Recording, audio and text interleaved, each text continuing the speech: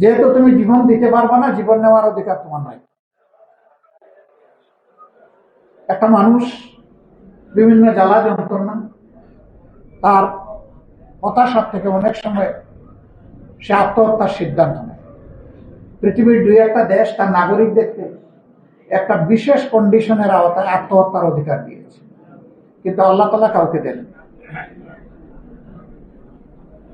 যিনি নিজের জীবন শেষ করে দিবেন, তার জীবনের স্রষ্টা তিনি নন, তারও জীবনের স্রষ্টা আল্লাহ রাব্বুল আলামিন। এই জন্য এই যে আল্লাহর এখতিয়ার ধরে লোকটা টান দিল, সারা জিন্দগি 5 ওয়াক্ত নামাজি, রোজাদার, সাদকা দানকারী, আল্লাহর পথে চলনকারী, সেও যদি এই কাজ করে, তাকে আল্লাহ বলছেন তোমাকে জাহান্নামে যেতে হবে, কারণ তুমি আমার এখতিয়ার নিয়ে টান দিয়েছ, আমার অধিকার নিয়ে টান দিয়েছ।